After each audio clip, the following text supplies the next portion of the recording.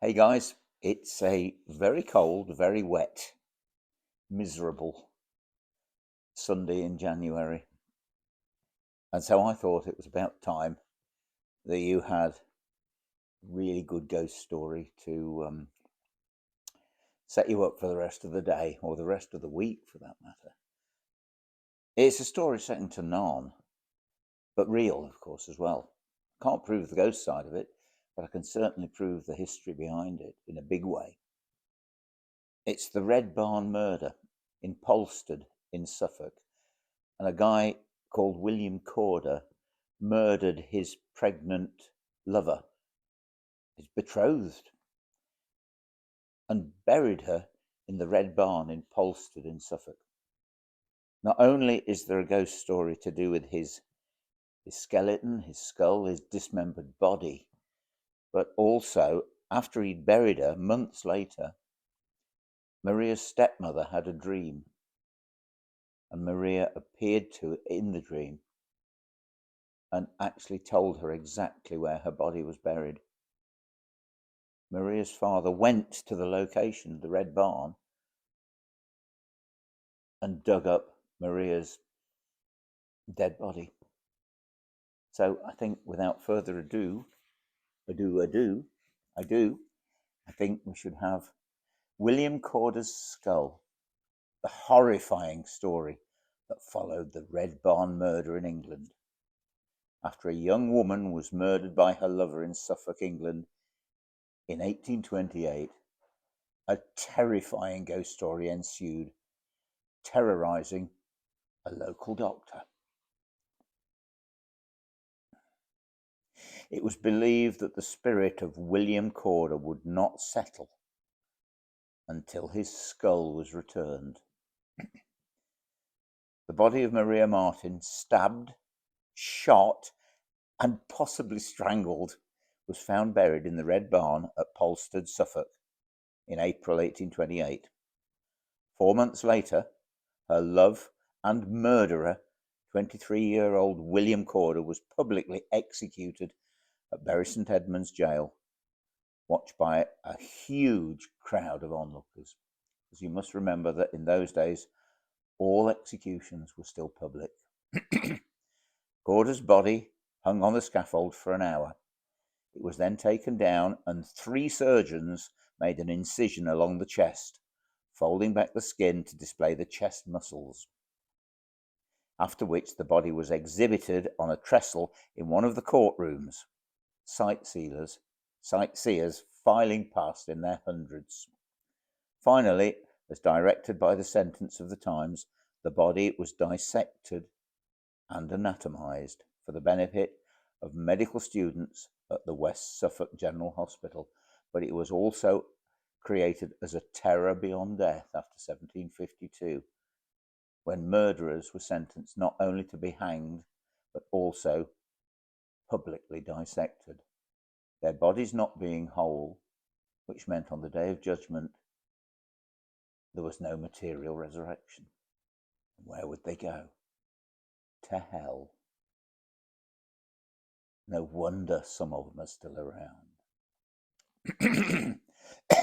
Excuse me. This operation was performed by Mr. George Creed, surgeon to the hospital, who also tanned the murderer's skin, part of which was used to bind a book, an account of the time with all the court documents in it. And he also pickled his scalp. When all this was done, the skeleton that remained was put on public view at the hospital. That's after the bones had been boiled in a big cauldron to get the meat off them first. It was wired up, and it then became in use for teaching anatomy to the students. Creed, on his death, bequeathed Corder's skin and scalp to his friend, Dr John Kilner, a medical officer at the hospital and a well-known practitioner in Bury. In the late 1870s, by which time the skeleton had been in use at the hospital for well over 50 years, Dr Kilner began to look at it with more than a professional eye.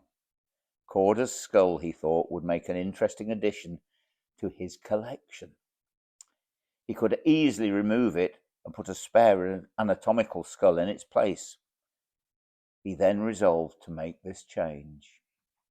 The doctor naturally didn't want to be disturbed at his task and planned to switch the skull or skulls late one night. He arrived at the room containing the skeleton and lit 3 candles. But no sooner were they lit than one just snuffed itself out. He turned to relight it, but as he did so, the flames of the other 2 candles died. This strange behaviour of the candles went on all the time he was busy removing the murderous skull and wiring the spare one to the skeleton. In its place, of course. First one and then another candle would flicker and snuff out, but he did manage to keep at least 1 candle alight all the time he was working. It was an uncanny incident, and Dr. Kilner said afterwards that from the first moment he removed Corder's skull, he felt very uncomfortable about something. However, he was a man entirely free of superstitions and scornful of this morbid mumbo-jumbo nonsense about ghosts. To the close friend in whom he confided, he remarked that even if the skeleton had possessed some form of supernatural quality, it must have had most of the nonsense knocked out of it during the half-century that it had been handled by doctors and students at the hospital. Dr. Kilner now had Corder's skull polished, mounted and enclosed in a square wooden ebony box, which he placed in a cabinet in the drawing room of his home. A few days later, just after he had finished evening surgery, a maid came in to the doctor and said a gentleman had called to see him. Kilner, irritated by this unwarranted interruption of his leisure hours, asked if the caller was anybody that she'd seen before. No, she said. She added that the man was proper old-fashioned looking, wearing a furry top hat and a blue overcoat with silver buttons.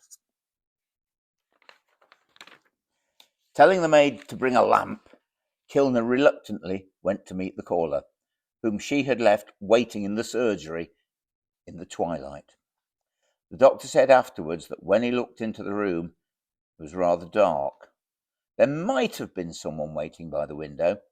He really wasn't sure.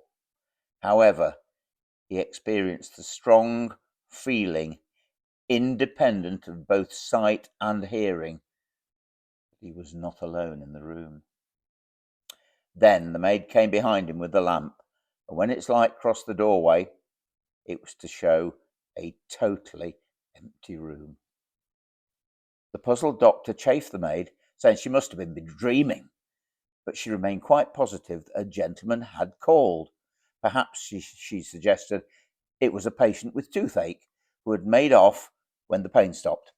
She actually recalled that a man with toothache had changed his mind and rushed out like that only a few months ago.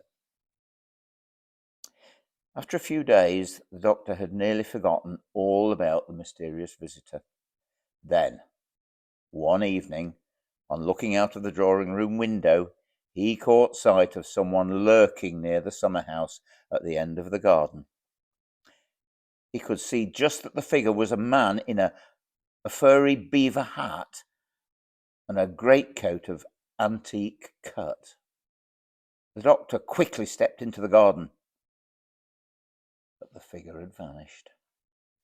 Kilner was now thoroughly uneasy, and suffering the pangs of a guilty conscience for having disturbed the murderer's remains to gratify a personal whim, he became convinced that there was someone dogging his footsteps. The someone, whoever it was, seemed very anxious to communicate with him, but its presence did not quite seem strong enough to actually accomplish this.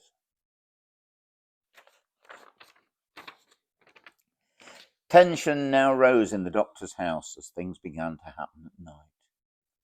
It opened doors, walked about through the house, and stood breathing heavily and muttering outside bedroom doors. Occasionally, the members of the household heard a frantic hammering and sobbing below in the drawing room. And all this time, through a maze of dreams, the doctor felt sure that someone was pleading and begging him to listen and to attend to his needs. The doctor had little sleep for about 3 weeks. There seemed no doubt that Corder's ghost, if such it was, would go on making things very unpleasant until the skull was returned. But this was an impossible thing to do.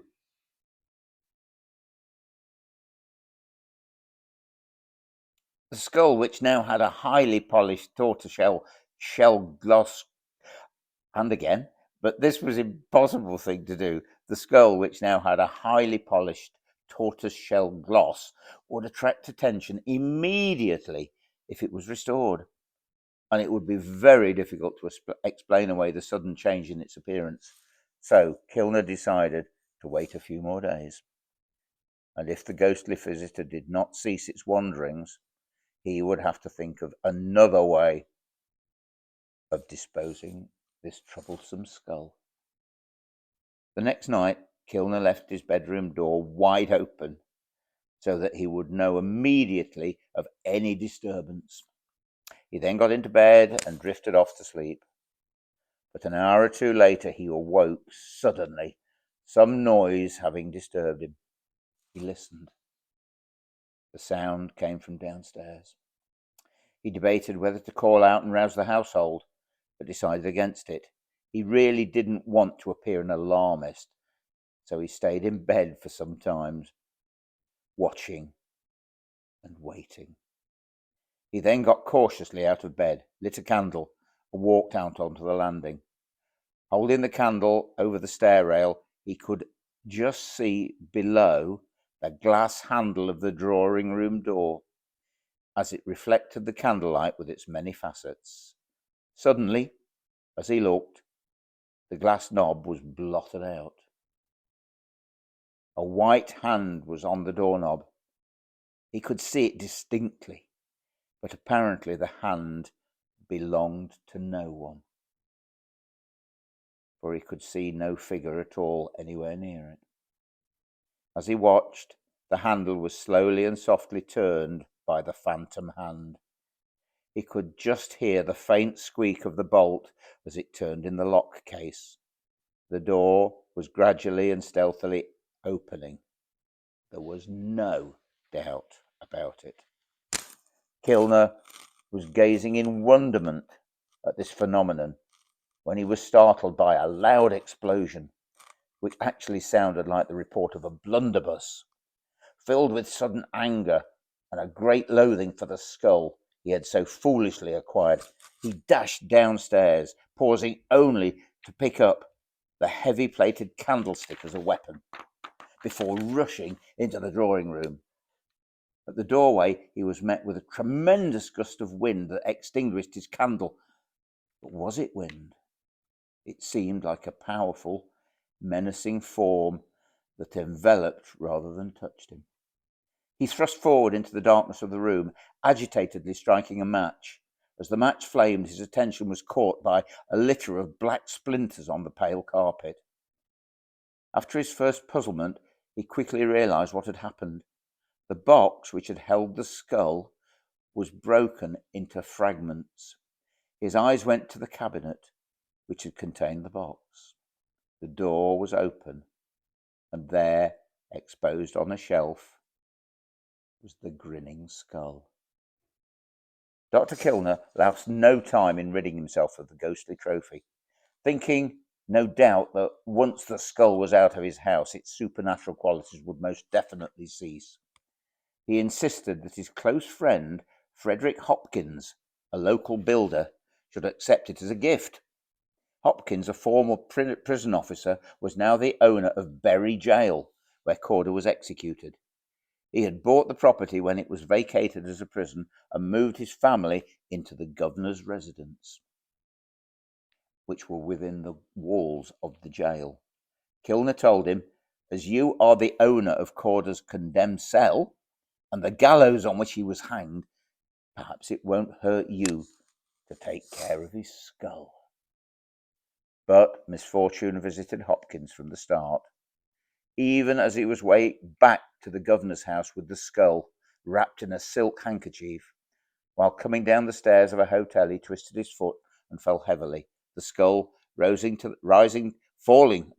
to the feet of a shocked member of the local gentry, Lady Gage, who sprang back with a cry of alarm.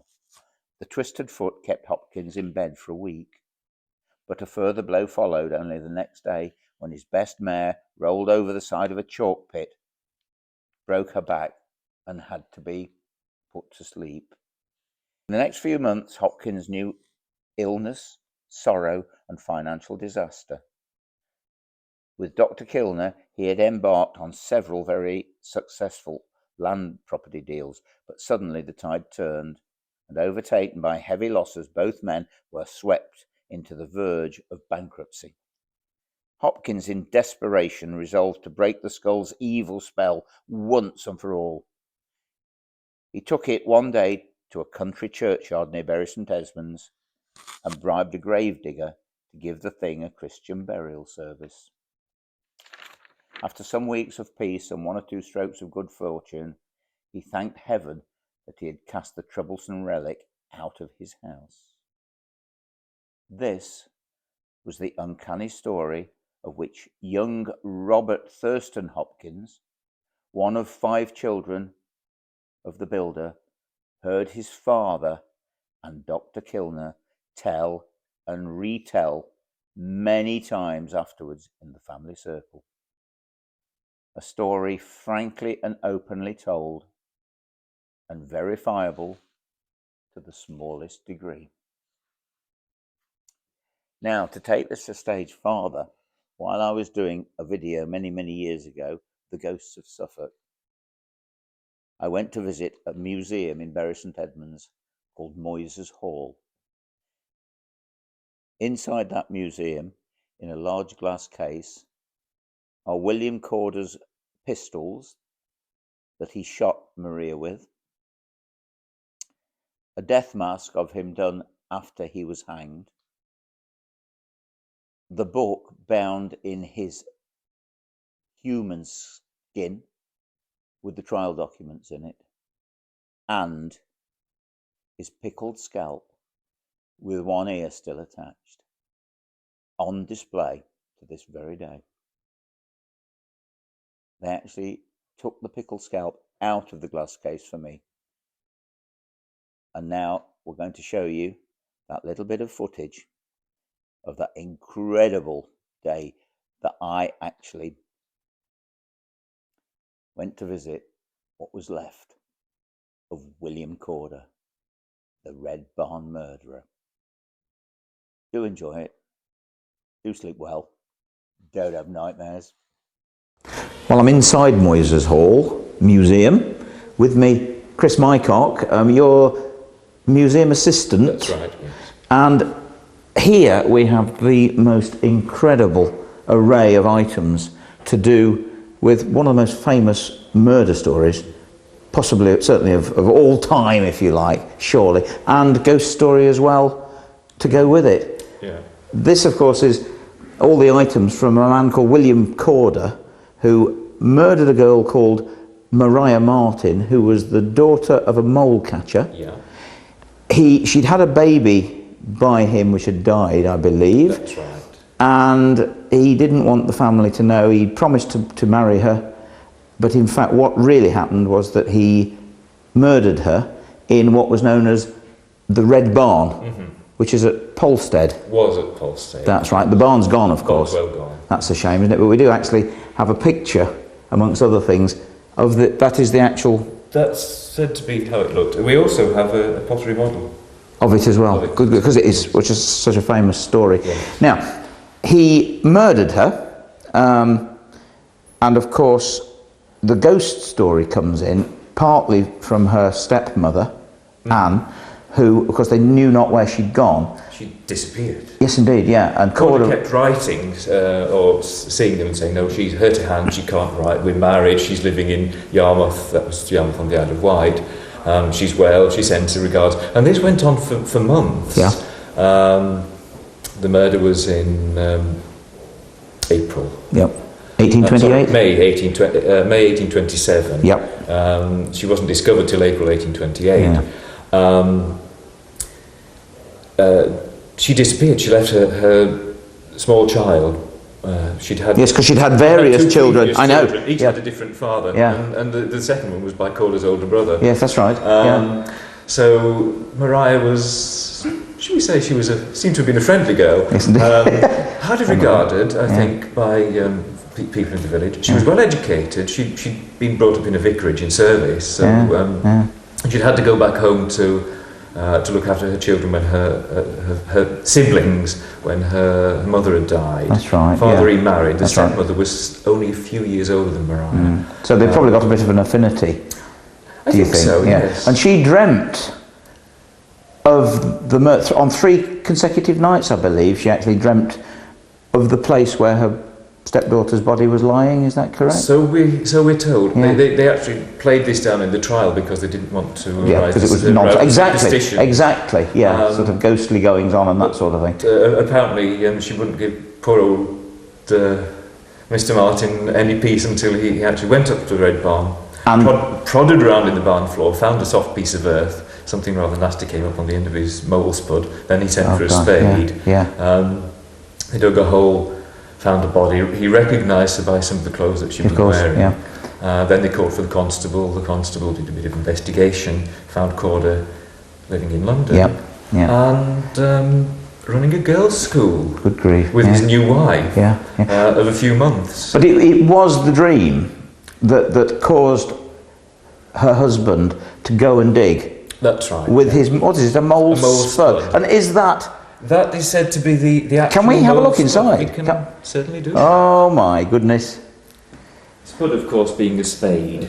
I see. Not a potato. So, I see. So that would probably be the one that was... That's the spud end, the mole catcher would have dug up moles with. But this is... That's what he killed them with. This is the end that he found Maria with. Oh, there would have been gosh. a long wooden handle in between. Course. You can see the bits of wood left, but that's mostly gone. Corder, of course, was tried and sentenced and, of course, hanged for murder. But during the trial, they actually, because they didn't know exactly how she was killed, they put everything down, including stabbed with a sword, a blunt instrument, a sharp instrument, suffocated by the earth, and shot. And strangled. And strangled with a scarf. Or so. Yeah, so they got him. The indictment takes up, I think it's about 7 pages My of the trial. Yeah. They didn't leave any possible loophole. Wow. They hanged him, and then, of course, part of the sentence for murderers was either to be hung up in a gibbet cage or publicly dissected. Yes. They put his body on show at the Shire Hall. 6,000 people passed through to look at him. Apparently, yeah. And then, of course, they dissected him. But the dreadful, dreadful thing is that parts of him were and still are preserved. Indeed. And you've got them here in this glass case. We have here part of William Corder. This is his scalp. This is the back of his head. This is the back of his head with his right ear attached. Oh my goodness. If you look very carefully, you can actually see the stubble of his hair. I'll put my glasses on if I may. There is a story that the hair grew after death, but in fact what happens, the skin shrinks and the shaft of the hair, which is still may I touch it? I shouldn't. Just at the side, just to say, I mean, yes. My goodness me, I've got no vibes coming from it, but to have actually touched the scalp of someone that was actually hanged is quite amazing. It's rather gruesome. Yes, but indeed. That's not necessarily the most gruesome part, because here we have a rather nice account of the trial. Yes. Beautifully leather bound. Beautifully bound. But this leather is actually part of William Corder. They tanned part of his hide and turned it into a book. My goodness me. A book cover. So that is his skin, his hide. That is his skin. Leather bound. Yeah. And can we have a look at the inside? We can have a just look to at see the inside, and the inscription here says, "The binding of this book is the skin of the murderer William Corder, taken from his body and tanned by myself in the year 1828, and that's signed by George Creed, surgeon to the Suffolk Hospital." Absolutely fascinating. Now, there's more. I mean, there's his death mask there. There's the model done for phrenology, which of course in those days they studied the scalp and the skull to see what made people murderers. And you can actually see on this model, you can see how his face is sort of swollen because he'd just been hanged, and you can even see the rope marks round his neck where the rope bit into his neck as he was hanged, because the executioner had to hang onto his legs to give him a quicker end. And then of course also his skull, his skeleton of course was wired and presented to the West Suffolk Hospital, and there's a ghost story again to do with that, is there not, from a Dr Kilner who pinched his skull? Dr Kilner is said to have appropriated, or maybe misappropriated, the skull, and he kept it in the cabinet. That's right. In his house, and at night he used to hear strange bangings and thumpings and sorts of noise. So he decided he would have to get rid of this skull. So he was taking it off in a box to bury in the fields, and the box is said to have fallen out of his hand. The skull fell out and rolled across the floor, across the ground, and landed at the feet of a certain well-known lady who was just happened to be coming down the steps of the Angel Hotel at the time. Absolutely. And of course, once the skull was reburied, or buried for the first time, of course, the phenomena stopped. No more ghostly goings on in Dr Kilner's house. He was losing money apparently until he was coming on sort of bad times, and apparently he also used to see a figure in his drawing room wearing a sort of furry type hat and a blue coat, and again he believed that could well have been the ghost of Corder coming to get his skull to put it back on the skeleton. What an incredible story.